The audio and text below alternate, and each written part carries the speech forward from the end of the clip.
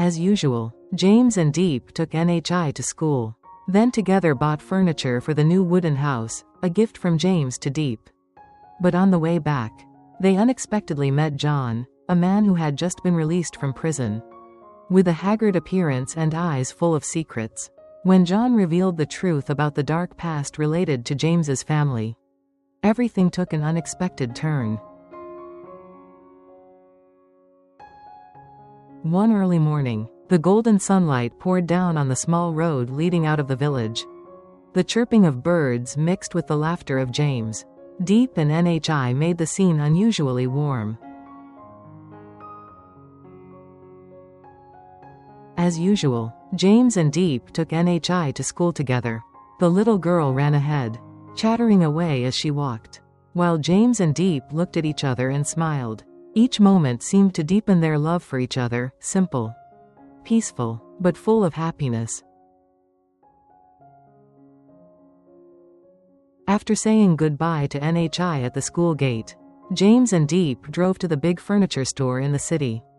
Today was an important day, because both of them wanted to buy new items to bring back to the wooden house that James had personally built for Diep.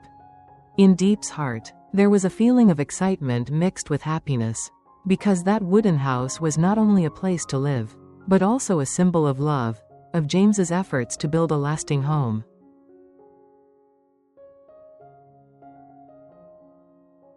The two of them went from booth to booth, carefully selecting each chair, table, and even small items like vases and picture frames. James always paid attention to every detail, while Diep suggested items with warm colors that would suit the rustic wooden space.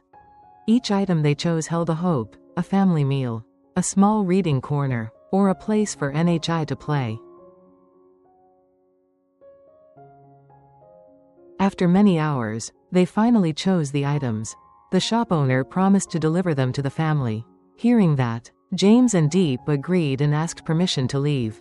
On the way back, Diep leaned her head on James's shoulder and softly said, "Honey, I feel so happy. We are about to have a home of our own."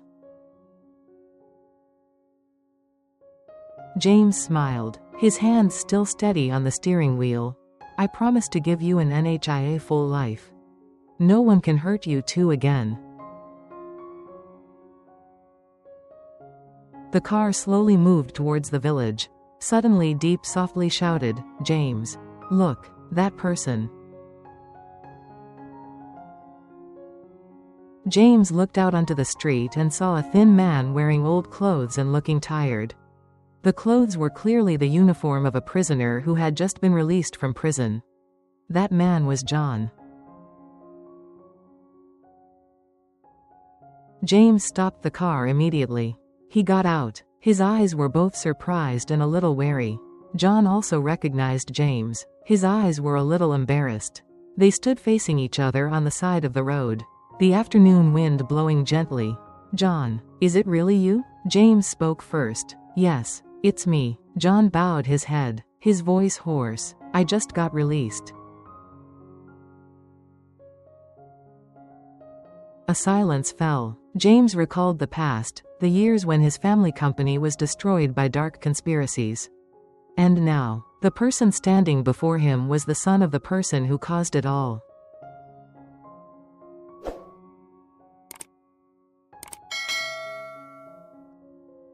John took a deep breath, his eyes flashing with pain. "James, I know you will never forget what happened in the past. But there is a truth. Perhaps you need to hear. The person behind all the troubles your family had to endure was my father. He tried every way to harm your family's company, hoping to take advantage of it. At that time, I was young, did not understand everything, only knew how to listen. When everything collapsed, I realized it was too late." James was silent. He felt a mixture of emotions, anger, pity, and even a little sympathy. He asked John, "Where is your father now?" John smiled bitterly. "He turned himself in. Before I was released, he sold all his assets, paying off the debt he had caused. Now I have nothing left, no home, no money, no relatives." Hearing this, James suddenly felt his heart heavy. No matter what his past was, what he saw before him was just a broken man with no place to rely on. John looked straight into James's eyes and said pleadingly, "I know I'm not worthy. But can you give me a place to stay? I don't want to go back to my old ways."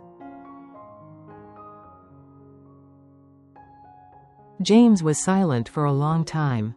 In his mind, he heard the voice of Diep, who had just gotten out of the car and held his hand as a reminder. Finally, James turned to look at John, his voice warm. "You can't stay in our new house. But you can stay in Diep's old house. It's still usable." John's eyes widened, surprised and moved. "James, do you really believe me?" "Not believe," James replied, "but give you a chance. Prove that you want to start your life over."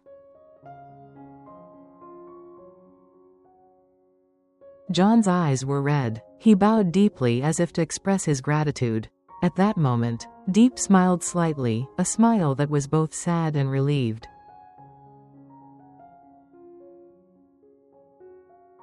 James returned to the car, held Diep's hand and whispered, "I think letting him stay at the old house wouldn't be a loss. At least NHI will see that we live with forgiveness."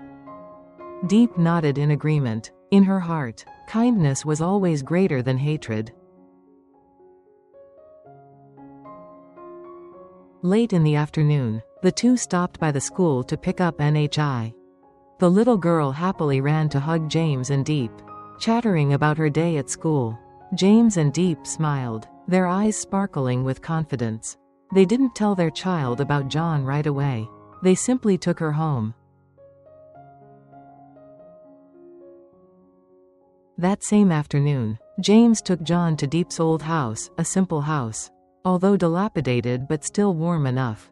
He opened the door and handed John the keys. "This will be where you start over. Don't let me down, John." John took the keys with trembling hands. His voice choked. "I promise, I won't let you down." When James and Diep left, both of them looked back. James saw John standing still, his eyes sparkling as if tears were falling. A man who once carried the shadow of a painful past, now looked like a completely different person, weak but trying to find himself again.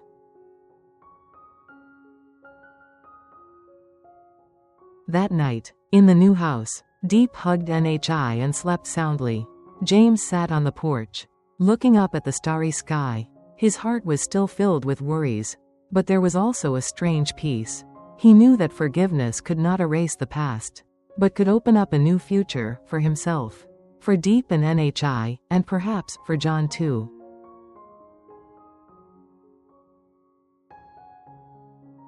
In the end, James chose to forgive, giving John a chance to start his life over. Even though he knew the past was hard to erase, because sometimes, forgiveness not only saves others, but also helps us find peace. What do you think about James's decision? Leave your comments in the comment section. And don't forget to subscribe to the channel to see more meaningful stories.